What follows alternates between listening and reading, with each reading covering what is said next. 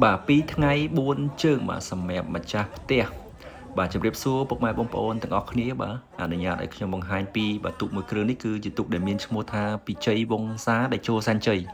bà tụ ní cứ bà chỉ tụ môi nước nông bọt bà pi chơi rang sấy bà hu mình chơi lỡ không bốc rửa sấy sọc sạch cành đá khai cành đá bà cô rầm lớp phong đá bà caประกวดbà nơi bọt pi chơi rang sấy bà miên tụ chùm nôn pí đại thua chia mà chặt té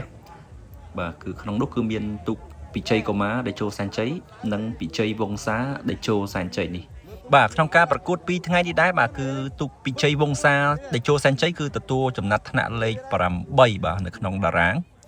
បាទសម្រាប់ការប្រកួត2ថ្ងៃត្រូវជួបដៃគូចំនួន2ផ្សេងគ្នា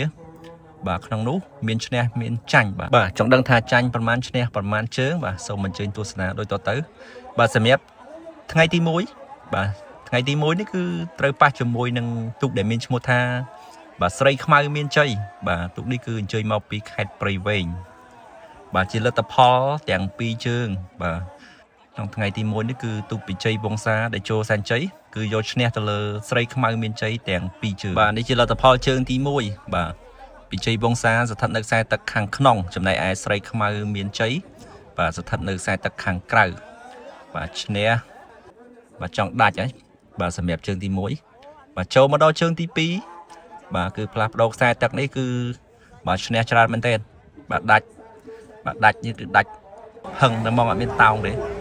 បាទសម្រាប់ជើងទី2របស់បាទជ័យវង្សាដែលចូលសែនជ័យបាទពីជើងក្នុងថ្ងៃទី1បាទធ្វើបានល្អមែនទែនបាទចូលមកដល់ថ្ងៃទី2គឺត្រូវជួបដៃគូបាទស្វិតស្វាញមែនទែនគឺទូកដែលមានឈ្មោះថាមហិទ្ធិរដ្ឋកំហែងជ័យបារមីវត្តស្វែនដែតបាទល្អប៉ះស្អាតហើយទូកនេះបាទនេះគឺជាជើងទី1សម្រាប់ថ្ងៃទី2បាទពីជ័យវង្សាស្ថិតនៅខ្សែទឹកខាងក្រៅបាទចំណែកឯមហិទ្ធិរដ្ឋកំហែងជ័យនេះគឺស្ថិតនៅខ្សែទឹកខាងក្នុងបាទសម្រាប់ជើងទី1បងប្អូនជួយមើលគ្នាបាទខ្ញុំថតរៀងឆិតអញ្ចឹងអត់ចង់ហ៊ានប្រកាសដោយសារតែមើលទៅដូចចង់ស្មើគ្នាបាទបើឈ្នះក៏ឈ្នះតិចដែរបាទសម្រាប់ខ្សែទឹកខាងក្នុងបាទចូលមកដល់ជើងទី2អត់ពិបាកមើលទេបាទដាច់រៀងឆ្ងាយដែរបាទសម្រាប់ពីជ័យវង្សាដែលចូលសែនជ័យបាទគឺផ្លាស់មកនៅខ្សែទឹកខាងក្នុងបាទរៀងចាញ់ព្រៀបបាទទៅលើមហិទ្ធិរដ្ឋកំហែងជ័យបារមីវត្តស្វែនដែតបាទសម្រាប់ថ្ងៃទី2ណាបាទអញ្ចឹងជាលទ្ធផលហ្នឹងគឺបាទជើងទី1មិញអាចនិយាយបានថាចង់ស្មើគ្នាចុះបាទមកចាញ់ខ្លាំងជើងទី2